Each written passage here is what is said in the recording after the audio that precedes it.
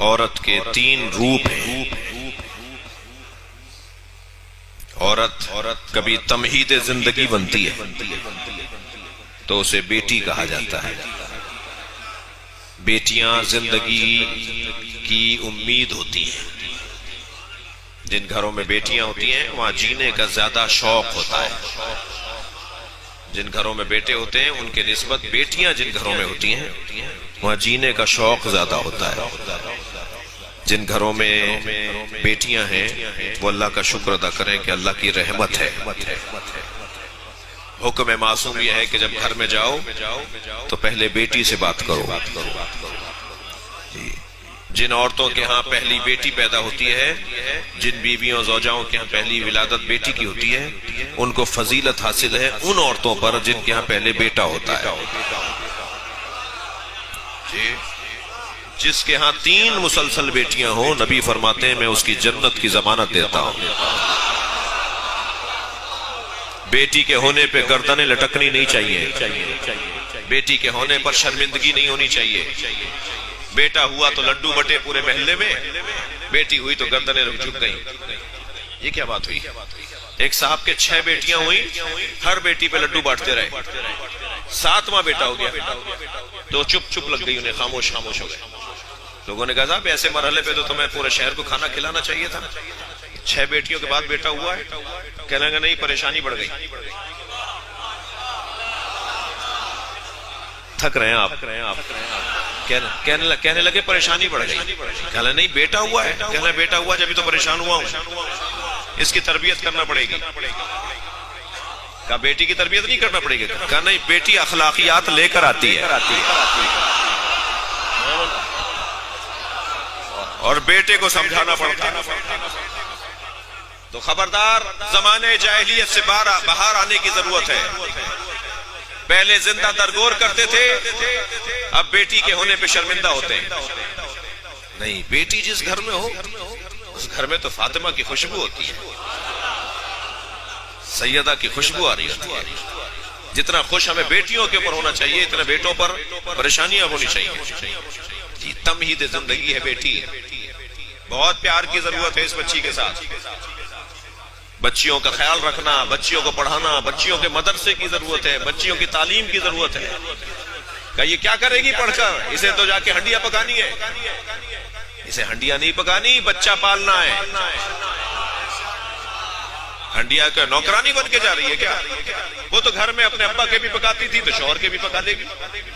کوئی خاص بات ہے؟ یہاں بھی پکاتی تھی وہاں بھی پکا لے گی. تو وہ تو کرنا ہی ہے اسے. مگر شادی تو اس لیے نہیں ہو رہی کہ وہ ہنڈیاں پکائے گی، صفائیاں کرے گی، جھاڑویں دے گی. بیٹی اس لیے جا رہی ہے، بیٹی کو اس لیے پالا جا رہا ہے کہ اس کی گود میں بچہ آئے گا. اور بچہ تو اس کی گود میں دے نا جو خود تعلیم یافتہ ہو، جی جو پڑھی لکھی ہو، شعور یافتہ ہو، تربیت یافتہ ہو. تو بچیوں کو پڑھانے کی بچوں کی نسبت زیادہ اہتمام کی ضرورت ہے. یہ نہ سوچے میرا کوئی بھی عزیز کے بچیوں کو پڑھا کر ہم کیا کر لیں گے. کہیں بھی جائے گی وہاں تعلیم لے کر جائے گی. آپ زمیندار لوگ بیٹھے ہیں، کاشتکار لوگ بیٹھے ہیں، زمینوں سے تعلق رکھا ہے آپ نے. جی ایسا ہی ہے. گندم کی فصل جس زمین میں بوئی جاتی ہے وہیں سے کاٹی جاتی ہے، لیکن چاول کی فصل جہاں بوئی جاتی ہے وہاں سے کاٹی نہیں جاتی. اس کے لیے زمین بدلنی پڑتی ہے. دوسری زمین میں جا کے قابل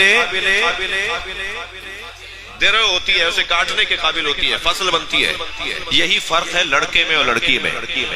لڑکا اپنے باپ کے گھر با کمال ہوتا ہے، لڑکی دوسرے گھر جا کے با کمال ہوتا ہے. وہ یہاں کے جہاں سیکھتی ہے.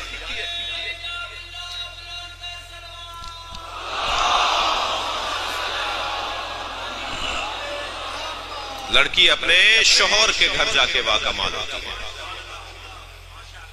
مولانا اسے تو پراٹھا پکانا نہیں آتا، اسے تو استری کرنا نہیں آتی، گھر کی صفائی کرنا نہیں جانتی، جی نمک زیادہ کر دیتی ہے، مرچیں کم کر دیتی ہے. تجربے کار چاہیے تھی تو پھر تو 70 سال کی لاتے آپ. یہ بیچاری 18 سال کی تو نا تجربے کار ہی ہے. آرزو یہ ہے کہ جوان ہو، 18 سال کی ہو، 20 سال کی ہو، تجربے 80 سال کے چاہیے. یہ کیسے ممکن ہے بھائی؟ یہ تو سیکھے گی نا. بچیاں عزیزان گرامی ان کا خاص خیال رکھیں. یہ تمہید زندگی ہے. جو رحمت للعالمین ہو اس پہ اگر کوئی رحمت بنا ہے تو اسے فاطمہ کہا جاتا ہے. تمیز زندگی. پھر یہ روپ بدلتی ہے تو اصل زندگی بنتی ہے. اور اصل زندگی یعنی زوجیت. یہ زوجہ بن جاتی ہے. اور زوجہ بننے کا مطلب تسکین نفس نہیں ہے. وہ تو ہے, وہ تو خود بخود ہے, اس کے لیے تو خاص ضرورت نہیں ہے کسی بات کے کہنے کی. زوجیت کا مقصد تسکین نفس نہیں ہے بلکہ تشکیل سماج, تربیت سماج. یہ جب اصل زندگی میں ڈھلتی ہے تو شوہر کے لیے مددگار بنتی ہے. بیوی کا کام شوہر کو مدد فراہم کرنا اور شوہر کا کام زوجہ کو مدد فراہم کرنا. کون سی مدد؟ کیا ہنڈیا پکانے میں مدد نہیں عزیزو. قربان جائیں جناب زہرا کے نام نامی پر. شادی کے دوسرے روز جب مولا علی سے مولا نبی نے پوچھا یا علی بتاؤ میری بیٹی کو کیسا پایا.